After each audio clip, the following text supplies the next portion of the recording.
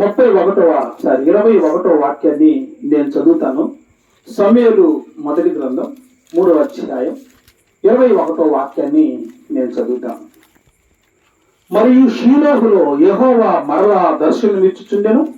షీలోహులో యెహోవా తన వాక్కు చేత సమూయేలుకు ప్రత్యక్షమగుచూ వచ్చెను. సమూయేలు మాట ఇశ్రాయేలీయుల అందరిలో వెల్లడి ఆయెను. మరొకసారి చదువుతాను. మరియు షీలోహులో యెహోవా మరలా దర్శనమిచ్చుచుండెను. ప్రార్థించుకుందాం. నమ్మదగిన మా తండ్రి, మీ పాదములకు స్తోత్రాలు చెల్లిస్తున్నాం. మీ వాక్కు ద్వారా మమ్మల్ని బలపరచండి, ఆశీర్వదించండి, సహాయం చేయమని యేసు నామములో ప్రార్థిస్తున్నాము తండ్రి, ఆమేన్. ఈరోజు ఈ రాత్రి కాలం ఒక సందేశాన్ని చెప్పాలని ప్రభు మీతో చెప్పమంటే నేను ఆ విషయాన్ని మీకు గుర్తు చేస్తాను. మీ అందరికి అర్థమయ్యేటట్లుగా నేను కాస్త వెనక్కి వెళ్ళి కొద్దిగా కథలాగా చెప్పడానికి ప్రయత్నం చేస్తాను. కథ కాదు, ఇది జరిగినటువంటి చరిత్ర. ఇశ్రాయేలీయుల మధ్యలో దేవుని మందసం, వాళ్ళు ఎక్కడికి వెళ్తే అక్కడ మందసం ఉండేది. మందసము అంటే ఎవరంటే దేవుడే. ఆ రోజుల్లో ప్రత్యక్షంగా మనకు కనిపించేదన్నమాట. దేవుడు అనగానే ఇప్పుడు కూడా చాలా మంది దేవుడు అనగానే ఒక రూపాన్ని చేసి పెట్టుకుంటా ఉన్నారు. కానీ దేవుడు యేసు ప్రభు వారికి రూపం లేదు. దేవుడికి నిజంగా ఆయనకి శరీర సంబంధమైన రూపం ఏది కనిపించదు. కానీ ఆ రోజుల్లో ప్రజలకు అర్థమవటానికి దేవుడు తను తాను ప్రత్యక్షపరచుకోవడానికి ఒక మందసాన్ని ఏర్పాటు చేస్తూ వచ్చాడు. మందసంలో అని ఒక టంకు పెట్టు మాదిరి ఉంటుంది. అది ఆ పెట్టులో ఏముంటాయంటే, దేవుని మందసంలో ఏముంటాయంటే ఆరోను చిగురించిన కర్ర, మన్నాగలిగినటువంటి పాత్ర, మోషే యొక్క ధర్మశాస్త్రపు పలకలు ఉంటాయి. ఈ మూడు కలిసినటువంటి ఒక పెట్టిని ఏమంటారంటే దేవుని మందసం. చెప్పండి, ఏమంటారు? దేవుని మందసం. దేవుని మందసం అంటే ఎవరో కాదు, దేవుడే. కాబట్టి దేవుడు వాళ్ళ మధ్యలో ఆ మందసాన్ని పెట్టుకునేవాళ్ళు. మనం కూడా చాలా మంది చాలాసార్లు బాగాలేనప్పుడు లేదా మంచం మీద పడుకునేటప్పుడు ఏం పెట్టి పడుకుంటారు? పక్కన బైబిల్ పెట్టుకుంటారు. ఎందుకని? బైబిల్ దేవునికి సాదృశ్యంగా ఉందని. అంతేగాని బైబిల్ దేవుడు కాదు. దేవుడు బైబిల్లో ఉన్నాడు, అంతేగాని దేవుడు బైబిల్ కాదు. కాబట్టి మనం పెట్టుకుంటాం. కొన్నిసార్లు భయపడినప్పుడు ఏదో అట్లా పెట్టుకుంటా ఉంటాం. దాని గురించి నేను మాట్లాడలేదు. అయితే దేవుని మందసం వాళ్ళ మధ్యలో ఎప్పుడు ఉండేది. అయితే ఇక్కడ ఇశ్రాయేలీయులకి మధ్య ఒక యుద్ధం జరిగినప్పుడు, ఫిలిస్తీన్ల మధ్య యుద్ధం జరిగితే దేవుని మందసం పట్టబడింది. ఇశ్రాయేలీయుల యొక్క ఆశీర్వాదం ఏంటి, ఇశ్రాయేల్ యొక్క బలం ఎక్కడ ఉందంటే దేవుని మందసంలో ఉంది. దేవుని మందసం ఎప్పుడైతే వస్తుందో 4వ అధ్యాయం మొదటి నుంచి మనం చూస్తే వాళ్ళకి ఎక్కువ లేని శక్తి వచ్చేస్తుంది అనమాట. దేవుని మందసం చూడండి, ఇశ్రాయేల్కి వాళ్ళు కేకలు వేయడం ప్రారంభించినప్పుడు మిగతా వాళ్ళందరూ ఓడిపోతూ ఉండేవాళ్ళు. దేవుడు వాళ్ళతో ఉన్నంత కాలం వాళ్ళు గెలుస్తూ ఉండేవాళ్ళు. మనమైనా సరే అయితే ప్రియదేవుని బిడ్డలారా, దేవుడు మనతో ఎప్పుడు ఉంటే మనం గెలుస్తూనే ఉంటాం. దేవుడు ఎప్పుడైతే మనతో ఉండడో మనం ఖచ్చితంగా ఓడిపోతాం. ఇశ్రాయేలీయుల యొక్క బలం ఏంటంటే దేవుడే. హల్లెలూయా. ఈ రోజు కూడా ఇశ్రాయేలీయులకు ఉన్న శక్తి సామర్థ్యాలు, ఇశ్రాయేల్ దేశం ఒకటి ఉంది, మీకు తెలుసు, చిన్న దేశం ప్రపంచంలో. అది ఎవరినైనా వాళ్ళని శత్రువుల్ని మట్టు కల్పించాలంటే వాళ్ళు కట్టే తెలియగల వాళ్ళు ఎవరు లేరు. నేను పోతా వాళ్ళ గురించి విన్నప్పుడు ఆశ్చర్యం వేసింది అనమాట. ఎంత ఆశ్చర్యం వేసిందంటే వాళ్ళకున్న తెలివితేటలు చాలా ఎక్కువ అనమాట. నిజంగా ఇశ్రాయేలీయులకి అంత బలం ఎక్కడి నుంచి వచ్చిందంటే వాళ్ళ బలం దేవుడే. చెప్పండి హల్లెలూయా. వాళ్ళ బలం ఎవరు? చాలా మందికి బలం ఎవరంటే వాళ్ళకున్న ఆస్తి, బలం ఎవరంటే వాళ్ళకున్న సంపద, బలం ఎవరంటే వాళ్ళకున్న డబ్బులు, బలం ఎవరంటే వాళ్ళకున్న ఫలం, లేదంటే వాళ్ళకున్నటువంటి బలగాన్ని చూసి చాలా మంది బలం నాకు ఉంది అనుకుంటా ఉంటారు. నిజంగా దేవుని బిడ్డలకి నిజమైన బలం ఎవరంటే మన దేవుడే మన బలం. హల్లెలూయా. ఎక్కడైతే దేవుడు మనతో ఉంటాడో మనం బలంగా కనిపిస్తూ వస్తాం, శక్తి కలిగిన వారుగా కనిపిస్తాం. ఎప్పుడైతే దేవుడు నీతో ఉండడో నువ్వు బలహీనుడుగా కనిపిస్తావు. దేవుని ఆత్మచేత నువ్వు నింపబడతా వస్తున్నప్పుడు నీ కరువైన, కష్టమైన, ఇబ్బంది అయినా, నష్టమైనా ధైర్యంగా ఉంటావు నీవు. ఎప్పుడైతే దేవుడు నీతో ఉండడో ప్రియదేవుని బిడ్డ, నీకు ఎంత ఆస్తి ఉన్నా, ఎంత సంపద ఉన్నా, ఎంత డబ్బులున్నా, ఏమన్నా సరే ఎక్కడో నువ్వు భయపడతా ఉంటావు. ఇశ్రాయేలీయులకి బలం ఎవరు చెప్పండి మరొకసారి? దేవుడే వాళ్ళ బలం. కాబట్టి దేవుని మనసు వాళ్ళు ఎక్కడికి వెళ్తే అక్కడికి తీసుకెళ్లేవాళ్ళు. మొత్తానికి యుద్ధాన్ని కూడా తీసుకెళ్లారు వాళ్ళు. ఫిలిస్తీన్లు బాగా గమనించి వీళ్ళ బలం ఎక్కడ ఉందనుకొని దేవుని మందసాన్ని పట్టుకున్నారు. సాతాను ఎక్కడ కొడతాడంటే నిన్ను దేవుడు దూరం చేస్తాడు వాడు. ఓ విశ్వాసం సాతాను ఎక్కడ కొడతాడు తెలుసండి? నీ డబ్బుల మీదో, నీ ఆస్తి మీద, నీ ఆరోగ్యం మీదో తర్వాత సంగతి, కానీ నిన్ను దేవుని దూరం చేస్తాడు చిన్నగా. అప్పుడు నీకేమైపోద్ది? బలం పోద్ది. ఎందుకంటే నీ పక్కన ఎవరు లేరు, ఆయన లేడు. ఆయన లేడు కనుక నువ్వు బలహీనుడు అయిపోతావు, సాతాను నీ మీద అటాక్ చేస్తుంది. కాబట్టి దేవుని ఎప్పుడు మనం అంటి పెట్టుకొని ఉండాలి. దేవుడితో ఎప్పుడు మనం సహవాసం కలిగి ఉండాలి. దేవుడితో ఎప్పుడు మనము ఆయన చూస్తూ ఉండాలి. ఆయనతో ఆ స్పర్శ మనకు తగులుతూ ఉండాలి. అందుకే యేసయ్య గారు ఒక చక్కటి పాట రాశారు. నీవు కనిపించని రోజునా ఒక క్షణము ఒక యుగముగా, ఒక్క క్షణము యుగంలాగా అనిపిస్తున్నాడు. ఎందుకని? దేవుడు కనిపించకపోతే, నువ్వు నడిపించకపోతే, నువ్వు నాతో ఉండకపోతే ప్రభా నా దిక్కులేని అంతే. కాబట్టి ఇశ్రాయేలు బలమైనటువంటి దేవుడు అని వాళ్ళు అర్థమైపోయింది శత్రువులకి. అందుకని వాళ్ళు ఆలోచన చేసి, ఒరే ఇలా గెలవాలంటే మనం ఒకటే చేయాలా? వాళ్ళ మధ్యలో ఒక పెట్టుంది, అదే దేవుని మందసం. చెప్పండి, ఏముంది అది? నా సాధ్యం దేవుని మందసం. దేవుని మందసాన్ని దూరం చేద్దాం, వాళ్ళు ఈజీగా ఓడిపోతారు అనుకున్నారు. మొత్తానికి దేవుని మందసాన్ని పట్టుకున్నారు. ఏలి యొక్క ఇద్దరు కుమారులు ఇద్దరిని కూడా చంపేశారు. ఏలి కూడా ఆ మాట విని వెనక్కి చచ్చిపోయాడు. ఇశ్రాయేలు అందరూ ఓడిపోతా ఉన్నారు. కారణం ఏంటంటే దేవుని మందసం ఫిలిష్తీయుల చేతుల్లో చెక్కబడిపోయింది. దేవుడు వాళ్ళని పట్టుకున్నాడు. దేవుని వాళ్ళకు దూరం చేశారు. వాళ్ళు ఎప్పుడైతే దేవుని దూరం చేశారో ఇశ్రాయేలు అందరూ ఓడిపోతా ఉన్నారు, భయంకరంగా ఓడిపోతా ఉన్నారు. ఆ రోజు ఒక సహోదరి, అదే ఏలి యొక్క కోడలు, ఆమె దిండు గర్భవతి, ఆ యుద్ధంలో ఒక బిడ్డను కన్నది. అందరూ లేపు తడుతూ ఉన్నారు. అమ్మా, హలో, నీకు కొడుకు పుట్టాడు, నీ కొడుకు పుట్టాడు. చాలా మంది కొడుకు అంటే చాలా సంతోషం ఉంటుంది. కొడుకైనా కూతురైనా ఒకటే. మీరు గమనించండి, ఎవరిచ్చినా ప్రభు మనకి ఎవరిచ్చినా ఒకటే. సరే, మొత్తానికి అంత చెప్తా ఉండదు, నీ కొడుకు పుట్టాడమ్మా, నీ కొడుకు పుట్టాడని. సరే, ఎందుకు ఏం జరిగిందని చెప్తే అంతకంటే ముందు ఇంకో విషయం చెప్పారు. అమ్మ, దేవుని మందసం పట్టబడిపోయింది, ఇశ్రాయేలులోంచి దేవుని మందసం వెళ్ళిపోయింది లేదు, మీ మామ చనిపోయాడు, నీ భర్త చనిపోయాడు, మీ భర్త యొక్క తమ్ముడు చనిపోయాడు అని చెప్పారు. వీళ్ళు భర్తలు చచ్చిపోయినందుకు బాధపడలేదామి, కొడుకు పుట్టినప్పుడు సంతోషపడలేదామి. ఆ ఒక్కదానికి ఏడ్చిందండి. కొడుకుని చూడమే, వాడి మొహం కూడా చూడకుండా ఏముందో తెలుసా? అసలు ఇశ్రాయేలు నుంచి దేవుని ప్రభావం పోయింది, దేవుడే లేడు, దేవుని మందసం పోయింది. ఈయన కొడుకు పుడితే ఎంత, పుట్టకపోతే ఎంత. వీడి పేరు ఏకాబోదు అని పేరు పెట్టింది. వాడికి ఏం పేరు పెట్టింది? ఈకాబోదు. అంటే ఏంటి అర్థం? అంటే దేవుని ప్రభావం పోయింది. ఇశ్రాయేలు ప్రజల మధ్యలో దేవుని ప్రభావం ఉండవలసింది పోయింది. కాబట్టి వాడు గుర్తుగా ఏం పేరు పెట్టిందా? తన కొడుక్కి ఈకాబోదు అని పేరు పెట్టి ఆమె కూడా చచ్చిపోయింది. కథ ఎంత విషాదకరంగా మార్చబడిందో చూడండి దేవుని బిడ్డలారా. ఎప్పుడైతే ఏలి కుటుంబంలో, ఏలి దేవజనుడు, ఏలి ఒక పాస్టర్, ఏలికి ఇద్దరు కొడుకులు ఉన్నారు. దుర్మార్గులైన వ్యక్తి, వాళ్ళు మంచి వాళ్ళు కాదు, భయంకరమైన జీవితం జీవిస్తా ఉన్నారు. ఏలి ఏ రోజు కూడా వాళ్ళ తిట్లా, మా వాళ్ళే, మా కొడుకేలే, తప్పే ఉంది అనుకున్నాడు. కానీ ప్రమాదం వచ్చింది ప్రియదేవుని బిడ్డలారా. ఎప్పుడైనా తప్పును మనం తప్పుగా చెప్పగలగాలి, అన్యాయాన్ని అన్యాయంగా చెప్పగలగాలి. నీకు నష్టం కలుగుతున్నా, కష్టం కలుగుతున్నా, తప్పుని ఏమైనా చెప్పాలి, తప్పుని తప్పని చెప్పాలి, అన్యాయాన్ని అన్యాయం అని చెప్పగలగాలి. ఏలి అది చేయకుండా ఊరుకున్నాడు. వాళ్ళ కుటుంబం అంతా నాశనం అయిపోవడమే కాదు, దేవుడు వాళ్ళ ప్రాంతంలో నుంచి, దేవుడి ఇశ్రాయేలు మధ్యలో నుంచి వెళ్ళిపోయాడు. హల్లెలూయా. ఎప్పుడైతే వెళ్ళిపోయాడు, వాళ్ళకి ఇక్కడ ఓటమి అంచుల్లోకి వెళ్ళిపోయారు. ఓటమి, కన్నీళ్లు, కష్టాలు మొదలయ్యాయి. అందుకని ఆమె ఏం పేరు పెట్టిందంటే, నా కొడుకు పేరు దేవుని మందసం కొట్టబడిపోయింది, దేవుడే మన మధ్యలోంచి వెళ్ళిపోయాడు కాబట్టి వీడి పేరు ఈకాబోదు అని పేరు పెట్టింది. చెప్పండి, ఏం పేరు పెట్టిందంట? బాగా వినాలి మీరు. వాక్యాన్ని ఇంటికి వెళ్ళి అర్థం చేసుకొని, రాత్రి పడుకున్నప్పుడు ప్రార్థన చేసుకొని ఒకసారి ఆలోచన చేయండి. ఉదయకాలం ఒకసారి ఆలోచన చేయండి. దేవుని వాక్యం మన జీవితాలను బలపరుస్తూ వస్తుంది.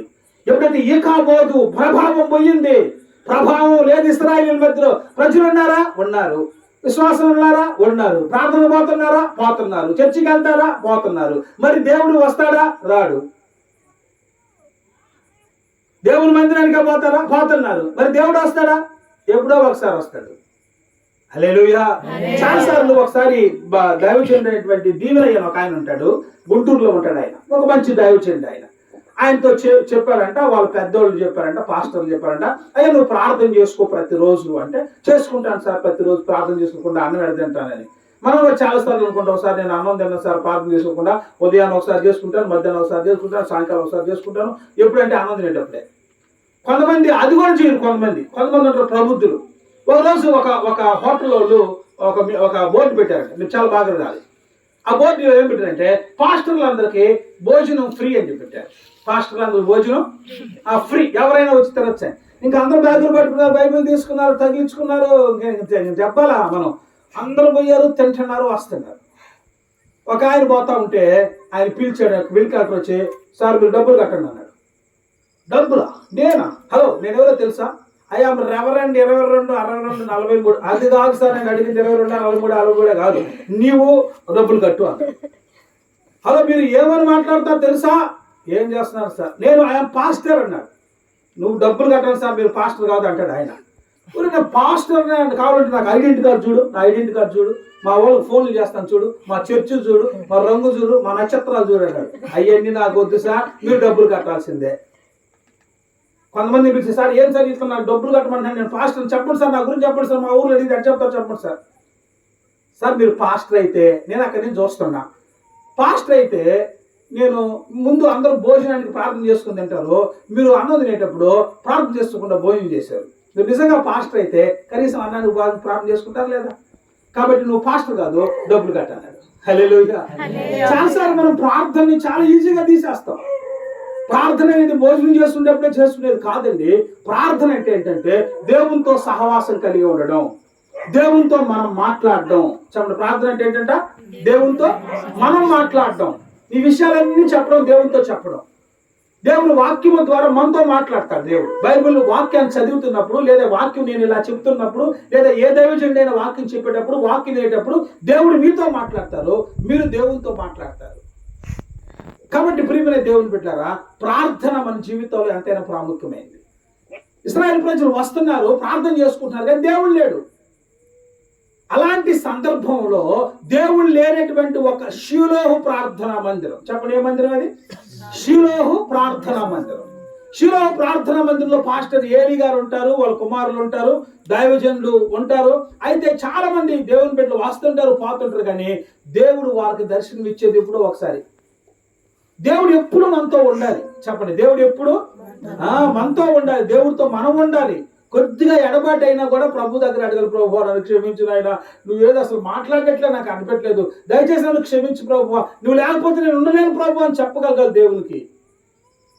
దేవుడు మనతో ఉండాలి లేదా భ్రమలో ఉండకూడదు. దేవుడు ఉన్నాడా లేడా నీకు ఈజీగా అర్థమైపోద్ది. దేవుడు నీతో ఉంటే నీకు బలంగా ఉంటావు. ప్రియదేవుడు, ఎన్ని శ్రమలున్నా, కష్టాలున్నా, నష్టమున్నా నువ్వు ధైర్యంగా ఉంటావు దేవుడు నీతో ఉంటే. ఎప్పుడైతే దేవుడు నీతో ఉండవు, నేను చెప్పాను కదా, నువ్వు ఈజీగా బలహీనంగా ఉంటావు అంతే. ఎన్నున్నా కూడా ఏదో ఒక రకమైన బాధ నీ జీవితాల్లో ఉంటుంది. ఇశ్రాయేలు మధ్యలో దేవుడు అప్పుడు ప్రత్యక్షం అవ్వట్లా, ఎప్పుడో ఒకసారి వస్తున్నాడు ఆయన. ఎప్పుడో ఒకసారి వస్తున్నాడు కాదు, దేవుడు ఎప్పుడు మనతో ఉండాలి. ఆదాముతో దేవుడు ఎప్పుడు ఏం చేసేవాడు? ప్రతిరోజు ఏం చేసేవాడు దేవుడు? చెప్పాలి, ఏం చేసేవాడు దేవుడు? మాట్లాడుతూ ఉండేవాడు. ప్రతిరోజు చల్లపోటు వచ్చి దేవుడు ఆదాముతో ప్రతిరోజు మాట్లాడాలి దేవుడు మనతో. నేను చెప్పాను కదా, ఈ దైవజనుడైనటువంటి మన జీవనయ్య గారితో ఒక ఆయన చెప్పాడంట, నువ్వు ప్రార్థన చేసుకోయ్యా, దేవుడు నీతో మాట్లాడేంత వరకు ప్రార్థన చేయాలండి. ఇప్పుడు మనం ప్రార్థన చేస్తాం, కానీ దేవుడు ఎప్పుడుదో మాట్లాడేదాకా చేయాలంటే ఎట్టా? కొన్నిసార్లు ఆయన మాట్లాడు, సరే అని చెప్పి ఈయన గంట చేయమంటారు, 2 గంటలు, ఎన్ని గంటలు చేస్తావు నాకు తెలియదు, నువ్వు దేవుడు మాట్లాడేంత వరకు చెయ్యాలి. చాలాసార్లు నన్ను కూడా అడుగుతూ ఉంటారు, ప్రార్థన సార్ ఎంతసేపు చేస్తే మంచిది సార్ ప్రార్థన? ఉదయాన్నే చేయమంటారా? 3 గంటలకు సేపటితో 4 గంటలకు చేయమంటారా? స్నానం చేసి చేయమంటారా? స్నానం చేయకుండా చేయమంటారా? మొహం కడుక్కోకూడదా? ఇవన్నీ పిచ్చి పిచ్చి క్వశ్చన్లు అన్నీ వేస్తూ ఉంటారు. సరే, ఎన్ని మంచిదే, స్నానం చేయడం మంచిది, మొహం కడుక్కోవడం మంచిది, ప్రార్థన చేయడం మంచిది. ఎంతసేపు చేయాలి సార్ ప్రార్థన అంటూ ఉంటారు నన్ను. గంట సేపు చేయాలా, 2 గంటలు చేయాలా, 3 గంటల, 4 గంటల, 5 గంటల అని అడుగుతూ ఉంటారు. ఆ మధ్య ఒకసారి నేను ఉపవాసం ఉండాలమ్మా, మీరు దేవుడు సహాయం చేస్తాడంటే పాపం ఆమె నాకు ఫోన్ చేసింది. మన శుక్రవారం రోజు ఎక్కడో ప్రార్థన పెట్టాం. ఎక్కడ పెట్టాం? శుక్రవారం ఇక్కడ నరసింహకొండలో కదా. ఓకే, శుక్రవారం రోజు ప్రార్థన చేసింది. సార్ మా వాడు 3 గంటల నుంచి ఏమి తెలియదు సార్, మంచి కూడా ముట్టలేదు అని. సరే ఉండమని 9 గంటల తర్వాత తినమని చెప్పాను. అంటే చాలాసార్లు కొంతమంది ఆశీర్వాదం ఎట్ట వస్తుంది, ఎంతసేపు చేస్తే వస్తుంది అని అనుకుంటా ఉంటారు. నేనేమంటానంటే మీరు ఎంత భోజనం చేస్తారు? నువ్వెంత తింటావు అన్నం? నువ్వెంత తింటావు? చెప్పండి. నువ్వెంత తింటావు? మీరు ఎంత తింటారు? చెప్పండి. ఎంత తింటారా? అవన్నీ కాదు, మీకు కడుపు నిండి అంత వరకు తింటారు, అంతేనా? ఇది కరెక్ట్. ఒకవేళ నాలాంటోడు ఇంత తినొచ్చు, ఈలాంటోళ్ళు అంత తినొచ్చు, ఈయన అంత తినొచ్చు, ఈమె ఇంత తినొచ్చు, ఈమె అంత తినొచ్చు, ఇట్లా మనకి ఎంతవరకు తింటాం? మనం ఎంత తినగలమో, మనకి ఎప్పుడు ఆకలి తెస్తుందో అక్కడ వరకు తింటాం, అంతేనా కదా? ప్రార్థన కూడా అంతే. ప్రార్థన 5 నిమిషాలు చేస్తున్నావు, 10 నిమిషాలు చేస్తున్నావా తర్వాత సంగతి. నీవు ప్రార్థనలో తృప్తి ఉండాలి. నీకు ప్రార్థనలో ఈరోజు బాగా ప్రార్థన చేసుకున్నాను నాయన, స్తోత్రం ప్రభువా అని మనసు నువ్వు చెప్పగలగాలి. అప్పుడు నీ జీవితం ఆశీర్వాదకరంగా మార్చుకోవాలి. సరే, మొత్తానికి శిలో ప్రార్థన మందులో దేవుని మనసం కనపడట్లేదు, ఎప్పుడో ప్రత్యక్షం అవుతా ఉంది. అందులో దేవుని యొక్క ప్రభావం ఎల్లో నుంచి పోయింది. ప్రియదేవుని బిడ్డలారా, పోయిన ప్రభావం మరలా తిరిగి రావాలి. మన దేవుడికి ఉన్నటువంటి ఒక గొప్ప ఆశీర్వాదం ఏంటంటే, నువ్వు ఏది పోగొట్టుకున్నా మరలా తిరిగి ఇవ్వగలడు ఆయన. హల్లెలూయా. నువ్వు పోగొట్టుకుంటే ఆయన మరలా తిరిగి ఇవ్వగలడు.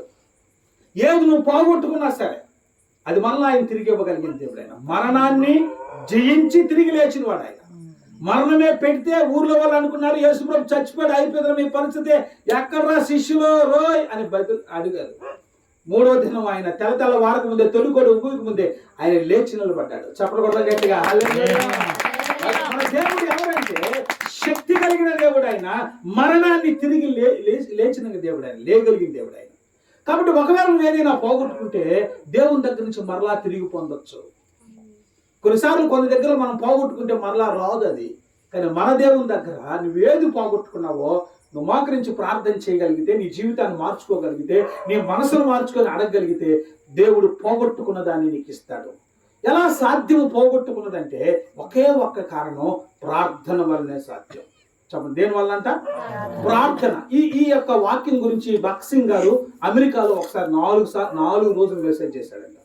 4 రోజులు మెసేజ్ చేశాడు. ఈ ఒక్కదాన్ని ఈకాబోదు అనే దాని మీద ప్రభావం పోయింది. ఎందుకు పోయింది? ఎందుకు పోతుంది? మనం చేసిన పొరపాట్లను బట్టి పోద్ది, అంతే కదా. ఇప్పుడు నా జేబులో కొన్ని వస్తువులు ఉన్నాయి, పోగొట్టుకున్నానంటే ఏంటి కారణం?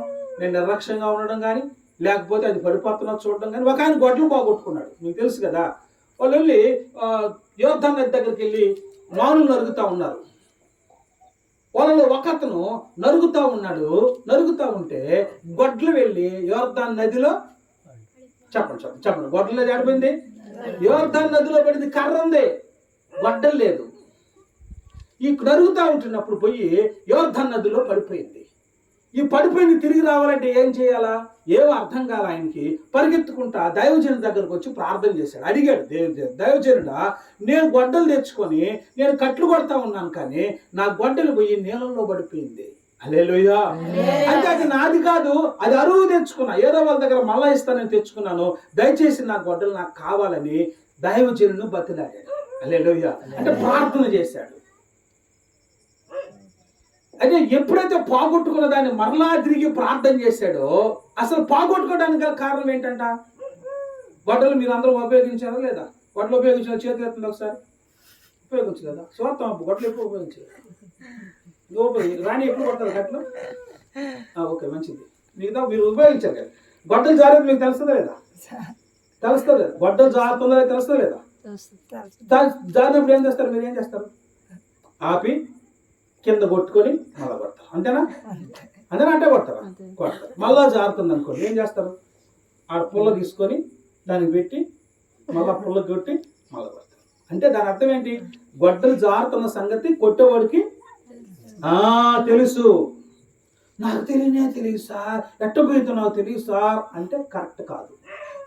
ఏం జరుగుతుందో నీకు తెలుసు కాబట్టి వీడు కొట్టేటప్పుడు తెలుసు, జారుతుందని తెలుసు, పడిపోద్దని తెలుసు. ఏమందలే కొట్టేదో చూస్తున్నాం, పడిన తర్వాత చూస్తున్నాడు, కొడతా ఉన్నాడు, పోయి నీళ్ళలో పడింది, పోయింది, మొత్తం ఉన్న బలం అంతా పోయింది. సరే, పరిగెత్తుకుంటా దైవజనుడి దగ్గరకు వచ్చి, దైవజనుడా, నేను గొడ్డలు పోగొట్టుకున్నాను, దయచేసి నాకు అది కావాలి. అది నాది కాదయ్యా, అది ఏదో అరువుకు తెచ్చుకున్నా, అంటే పక్కింటో అడిగి తెచ్చుకున్నా. పోతే ఇప్పుడు నాకుంది వాడి చేతిలో, నా జీవితం అయిపోద్ది, దయచేసి నన్ను బతిలాడుకున్నాడు. దైవజనుడు వచ్చాడు, అది ఎక్కడ పడిందో అని అడిగాడు. ఎక్కడ పడింది అని అడిగాడు. అదిగో దైవజనుడు అక్కడ పడింది అనగానే కొమ్మ విరిసి నీళ్ళలో వేస్తే గొడ్డలు కింద నుంచి పైకి తేలింది. చెప్పకూడదు గట్టిగా. వైద్య శాస్త్రాలకు అర్థం కాదు, సైన్స్ కి అర్థం కాని కార్యాలు చేస్తాడు నా దేవుడు. సైన్స్ కి అర్థం కాని కార్యాలు. గొడ్డలు తేలడం ఏంటండి? కర్ర అయితే పైకి తేలుతుంది, కానీ ఇనుము పైకి తేలడం ఎక్కడ చూసారా? అది దేవునికి అసాధ్యం, మనుషులందరికీ అసాధ్యమే కదా, దేవునికి సాధ్యం. అది దేవునికి అసాధ్యం కాదు. పడిపోయిన గొడ్డలి తేలింది. దైవజనుడు అన్నాడు, వెళ్ళి పట్టుకోపో అన్నాడు. మరి దైవజనుడు పోయి పట్టుకొని తీసుకొచ్చి చేతుల్లో పెట్టచ్చుగా. నా మాటలు అర్థమవుతున్నాయి మీకు? దైవజనుడు పైకి లేపినాడు, పోయి తెచ్చి చిదుకోలో గొడ్డలని తెప్పచ్చుగా. ఎవరిని పట్టుకోమన్నాడు?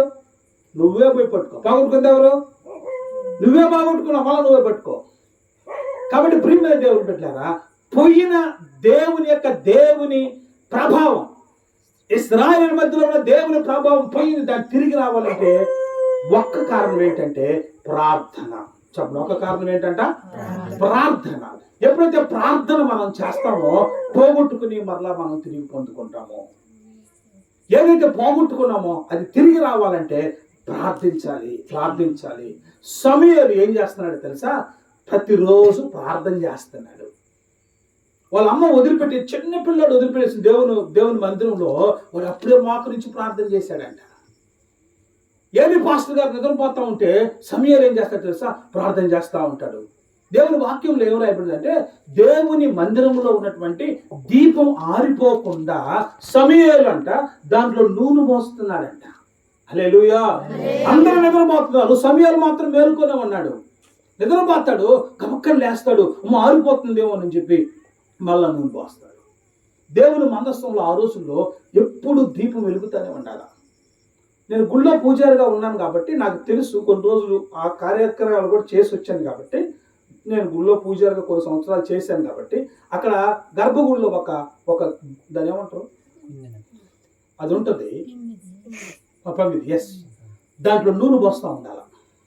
అది ఎప్పుడు వెలుగుతూనే ఉండాలి. అది ఇశ్రాయేలీయుల యొక్క దేవుని మందిరంలో 3 రకాలైనటువంటి మందిరం. అది ఒకటి ఆవరణం, రెండో ప్రత్యక్ష గుడారం, రెండోది అతి పరిశుద్ధ స్థలం, మూడోది అక్కడ ఒక దీపం ఉంటుంది.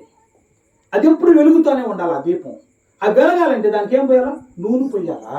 సమూయేలు ఏం చేసేవాడంటే నూనె పోస్తా ఉంది. ఇదే పని, దీపం ఆరిపోకూడదు అని. ఏలి పాస్టర్ గారు నిద్రపోతా ఉంటాడు. ఆయన అర్ధరాత్రి ఎప్పుడైతే సమూయేలు ప్రార్థన చేస్తున్నాడో, ప్రార్థన చేసే వాళ్ళతో దేవుడు మాట్లాడతాడమ్మా. హల్లెలూయా. మాతో మాట్లాడట్లేదు ఏం సార్ దేవుడు ఈ మధ్య అంటే? మాట్లాడతాడు. నువ్వు దేవుడితో మాట్లాడకుండా లోకంతో మాట్లాడుతావు, నీతో మాట్లాడు కదా. ప్రభు ఏమన్నా ఒక మాట అంటాడు, ఎవరైతే నా వైపు తిరుగుతాను నేను వాళ్ళ వైపు తిరుగుతాను అన్నాడు. హల్లెలూయా. దేవుడు బలవంతంగా ఏం చేయడమ్మా? దేవుడు బలవంతంగా ఏం చేయడు. దేవుడు బలవంతం కాకుండా నిన్ను ఇష్టపూర్వకంగానే నీతో చేస్తాడు, ఏదైనా మాట్లాడతాడు. ఎప్పుడైతే సమూయేలు ప్రార్థన చేస్తున్నాడో దేవుడికి సమూయేలుతో మాట్లాడాలనిపించింది. ఆ రోజు అర్ధరాత్రి పిలుస్తున్నాడు సమూయేలుని, సమూయేలు అని. వెంటనే సమూయేలు తేరుకుని ఏలి పాస్టర్ దగ్గరికి వెళ్ళి అడిగాడు, పాస్టర్ గారు నన్ను ఏమన్నా మీరు పిలిచారా అని. ఏలి పాస్టర్ గారు, ఎవరే నేను నిద్రపోతే మళ్ళీ ఏం కదా, నువ్వు మునగవరా అన్నాడు. మళ్ళా వీళ్ళు ప్రార్థన చేస్తాడు, దేవుడు పిలుస్తున్నాడు సమూయేలు అని. మళ్ళా పోయి ఏలి పాస్టర్ దగ్గరికి అడిగాడు, ఏలి పాస్టర్ గారు నన్ను ఏమన్నా పిలిచారా? మరి నేను 3 అవుతుంది రా, నేను లేసేది 8:30 శేఖర్తో పురగవరా అన్నాడు ఆయన. మీరు ఎన్ని గంటలు లేస్తారు శేఖర్తో? చెప్పాలి, ఎన్ని గంటలు లేస్తారు? కొంతమంది 4కి, కొంతమంది 3కి, కొంతమంది 5కి, కొంతమంది 6కి. ఓకే, ఎప్పుడైనా మీరు లేయింది కానీ లేచిన వెంటనే కళ్ళు మూసుకొని 2 చేతులు ఎత్తి, ప్రభువా నీకు స్తోత్రాలయ్యా, నాకు ఒక సంవత్సరం ఒక రోజు ఇచ్చావు, నీకు స్తోత్రాలు. ఇది నేను పలానా పనికి వెళ్తా ఉన్నా, పలానా కష్టార్జితానికి వెళ్తున్నా, నీ కాపుదల నాకు ఉంచని ఒక 10 నిమిషాలు మీరు 2 చేతులు ఎత్తి కన్నీరు గార్చి ప్రార్థించగలిగితే ఆ రోజంతా మీ జీవితం ఎంత ఆశీర్వాదకరంగా ఉంటుందో. హల్లెలూయా. తెరవక ముందే కొంతమంది 3కి లేచి పనికి వెళ్ళేవాళ్ళు, కొంతమంది 4కి లేస్తారు, కొంతమందికి 5కి లేస్తారు. నా మటుకు నేనైతే ప్రతిరోజు 4 గంటలకు లేచి ప్రార్థించేవాడిని ఒకప్పుడు. మరి ఇప్పుడు చేయట్లేస్తా, చేస్తున్నా. కొన్నిసార్లు 5కి, 5:15కి, 6కి, 6:30కి, కొన్నిసార్లు మళ్ళీ 7కి. ఎందుకు సార్ టైం అని చెప్తారా? ఇంత ప్రార్థనకు వస్తాను కదా నేను, కొన్నిసార్లు వేయలేక 1 గంట అవుతుంది, కొన్నిసార్లు 12 అవుద్ది, కొన్నిసార్లు 10:30 అవుద్ది, ఈరోజు నాకు తెలిసి 11 అవ్వచ్చు. ఇట్లా నేను మధ్యాహ్నం మళ్ళీ పడుకొని నిద్రపోయే పని ఉండదుగా నాకు మధ్యాహ్నం పగలు పడుకునే పని ఉండదు. నేను పడుకోవాలంటే రాత్రుల్లో పడుకోవాలి. నాకున్న అలవాటు ఏంటంటే 6 గంటలు నిద్రపోతా. 10కి పడుకుంటే 4కి లేస్తా, 11కి పడుకుంటే 5కి లేస్తా, 12కి పడుకుంటే 6కి లేస్తా, 2కి పడుకుంటే 10కి లేను, మళ్ళీ 6కే లేస్తా. అంటే ప్రతి ఒక్కరు మనం నిద్ర లేయటంగానే ప్రార్థించాలి. ప్రియ దేవుని బిడ్డలారా, ఈ సమయాలు ఏం చేస్తాడంటే ప్రార్థనా పరుడు కనుక దేవుడు మాట్లాడాలని ఇష్టపడుతున్నాడు. ఏలితో ప్రభు మాట్లాడట్లా, ఎందుకంటే ఆయన నిద్రపోతా ఉన్నాడు. సమయాలతో దేవుడు మాట్లాడుతున్నాడు. చిన్నపిల్లవాడే, తెలివితేటలేమి లేవు, జ్ఞానం ఏం లేదు. దేవుని దగ్గర నీ జ్ఞానం అవసరం లే, నీ తెలివితేటలు, నీ చదువు అవసరం లే. దేవుడికి కావాల్సింది ఏం తెలుసా? మంచి హృదయం కావాలా. హల్లెలూయా. ఏం కావాలా? ఆయన ప్రేమ ఎంతో ప్రేమ అయింది. ఎంత ప్రేమయా, ఎంతో ప్రేమయా, నేనంటే నీకు చాలా ప్రేమయా. ఆయనకి ఎంతో ప్రేమ మనం అంటే. నీ అన్నం కానీ, నీ వస్తువులు కానీ, నీ డ్రెస్సులు కానీ అయ్యేం చూడ్డు ఆయన. నువ్వు మంచి మనసు కలిగి ప్రార్థించే వ్యక్తిగానైతే ప్రభు నీతో మాట్లాడుతూ వస్తాడు. మొత్తానికి సమూయేలుతో దేవుడు మాట్లాడుతున్నాడు. సమూయేలుతో మాట్లాడుతున్న సంగతి ఏలీకి అర్థమయ్యి ఏలీ అన్నాడు, నీ దాసుడు ఆలకిస్తున్నాడు, చెప్పుమని చెప్పు అన్నాడు. ఈసారి 4వసారి దేవుడు మాట్లాడుతూ ఉంటున్నప్పుడు నీ దాసుడు ఆలకిస్తున్నాడయ్యా చెప్పు అన్నాడు. హల్లెలూయా. నువ్వు దేవుడు మాట్లాడుతునేటప్పుడు వినే మనసై ఉండాలి. ప్రతిరోజు అంటే దేవుడు మనకు ఫోన్ చేస్తాడంట. Everyday morning, hello praise the Lord, hello ఉదయం లేస్తారా అని, good morning, hello praise the Lord అని ఆయన ఫోన్ చేస్తే మనం ఇప్పుడు రాదులే నిలబడతాం. వెంటనే 2వసారి ఫోన్ చేస్తాడు సాతాను. వాడు చాలా తెలివిగా చేస్తారు కదా, చాలా హలో హోయ్ అంట స్వీట్గా మాట్లాడతాడు. అంటే నిన్ను ప్రార్థనలోంచి తప్పించడానికి సాతానికి ఎన్నో ప్రయోగాలు ఉన్నాయండి. కాబట్టి దేవుడు మనతో ప్రతిరోజు మాట్లాడుతూ వస్తాడు. సమూయేలుతో దేవుడు మాట్లాడి విషయాలన్నీ చెప్తా వచ్చాడు. సమూయేలు ఆ ప్రాంతంలో ఒక ప్రవక్త అయ్యాడు. చెప్పలు గట్టి ఒక ప్రవక్త అంటే ఏంటో తెలుసా? ఇస్ అ ప్రాఫిట్ అంటే ఏంటో తెలుసా? జరగబోయే దాని గురించి ముందుగానే చెప్పేవాడు ప్రవక్త. ఏదైతే జరగబోతుందో, రేపు ఏం జరగబోద్దో, ఇశ్రాయేలుకి ఏం జరగబోద్దో దేవుని దగ్గర నుంచి పొందుకొని దాన్ని చెప్పేవాడే ప్రవక్త. సమూయేలు ఒక ప్రవక్త అయ్యాడు. దాని మొదలుకొని బెర్షెబా వరకు సమూయేలు ఏం చెప్తే అది అంతే. ఏది చెప్పినా జరుగుతుంది. ఊరంతా తెలిసిపోయింది, గ్రామాలు తెలిసిపోయి, ప్రాంతాలు తెలిసిపోయి. నేను ప్రార్థన చేస్తున్నా, ప్రభు ఈ కొత్త వాళ్ళంటే తెప్ప మీద ఉన్న సంఘంలో ఈ చుట్టుపక్కల వాళ్ళందరూ తెలియాలని. చెప్పలే కొత్త ఈ ప్రాంతంలో ఉండే వాళ్ళందరూ తెలియాల. యెహోవా ప్రత్యక్షమవుతున్నాడు శిలో ప్రార్థనా మందిరంలో అని. దేవుని బిడ్డలు ప్రార్థన చేస్తున్నారు, అక్కడ కార్యాలు జరుగుతాయని ఈ చుట్టుపక్కల వాళ్ళందరూ తెలియాలి. ఎక్కడ ప్రార్థనా మందిరం అంటే ఆ కొండ మీద తెప్ప మీద ఒక ప్రార్థనా మందిరం ఉంది. ఆ మందిరంలోకి వెళ్తే దేవుడు వాళ్ళతో మాట్లాడతాడని. హల్లెలూయా. పని మీద వస్తా కూడా అదే ప్రార్థన చేసుకుంటూ వచ్చా, ప్రభువా ఈ తిప్ప మీద పెట్టి మేము చాలా దూరంగా ఉంది ఊరి ప్రాంతానికి, కానీ కనుమూరు మొదలుకొని, అక్కడైనా కనుపూరు మొదలుకొని చుట్టుపక్కల ఉన్నటువంటి ఊర్లో ఎక్కడైతే ఉన్నాయో దేవుని ప్రత్యక్షత ఇదిగో ఈ ప్రార్థనా మందిరంలో వినిపిస్తుంది. ఆ ప్రార్థనా మందిరం మేము కూడా వెళ్తామని ప్రజలు చెప్పుకోవాలని మేము ప్రార్థన చేస్తా వచ్చా. హల్లెలూయా. ఎప్పుడు జరగతో ప్రియదేవుని చెప్పమంటారా? నీవు నేను ఒక సమూయేలుగా ఆగగలిగితే, నీవు నేను ప్రార్థన చేసే వ్యక్తి అయితే, నీవు నేను ప్రార్థన కన్నీరు గార్చి ప్రజల కోసం, కన్నీళ్ళ కష్టాలు, ఇబ్బందులు, ఇరుకుల్లో ఉన్నవారు, బాధల్లో ఉన్నవారి కోసం వాళ్ళ బాధలు నా బాధలుగా భరించుకొని, వాళ్ళ కష్టం నా కష్టంగా భరించుకొని నువ్వు ప్రార్థన చేయగలిగితే, నా దేవుడు నీ ప్రార్థన నా ప్రార్థన విని అనేక మంది కన్నీళ్లను తుడుస్తాడు. హల్లెలూయా. అనేక మంది కష్టాలు తొలగిస్తాడు, అనేక మంది వ్యాధులు తొలగిస్తాడు, అనేక మంది సమస్యలు తొలగిస్తాడు, అనేక మంది అపవిత్రత, దుర్మార్గత, సాతాను అంధకార క్రియల నుంచి యేసు నామములో విడిపించబడును గాక. అయితే నీవు నేను ఒక సమూయేలు అవ్వాలి, ఒక ప్రార్థన పరులు అవ్వాలి. రోజు కన్నీళ్లు గార్చేట ఒక అనుభవంలోకి మనం రాగలిగితే పోగొట్టుకున్న ఈ కాబోదు ప్రభావం మరలా తిరిగి వస్తుంది. హల్లెలూయా. పోగొట్టుకున్న నీ శక్తి, పోగొట్టుకున్న నీ కుటుంబంలో ఉంటున్న పరిస్థితి, పోగొట్టుకున్న నీ ఆర్థిక సంబంధమైన స్థితి, నీ ఆధ్యాత్మికమైన స్థితి, నీ మానసికమైన స్థితి, నీ ఆరోగ్యం సమస్తము నా దేవుడు తిరిగి ఇవ్వగలడు. ప్రియదేవుని బిడ్డలారా, ఓన్లీ వన్ కాజ్, ఒక్కటే, నీవు నేను ప్రార్థన పరులైతే. చేద్దాం అలాంటి ప్రార్థన, ప్రార్థన చేద్దాం అలాంటి ప్రార్థన. ప్రభువా నేను కూడా సమయంలాగా ప్రార్థించాలని ఓ పట్టుదల కలిగి మనం ప్రార్థన చేయగలిగితే దేవుడు ఆశ్చర్యకరమైన తన బాహు చాచి నీకు కార్యములు చెయ్యను గాక. దేవుడి వాక్యాన్ని దీవించి ఆశీర్వదించి అందరూ మోకరించి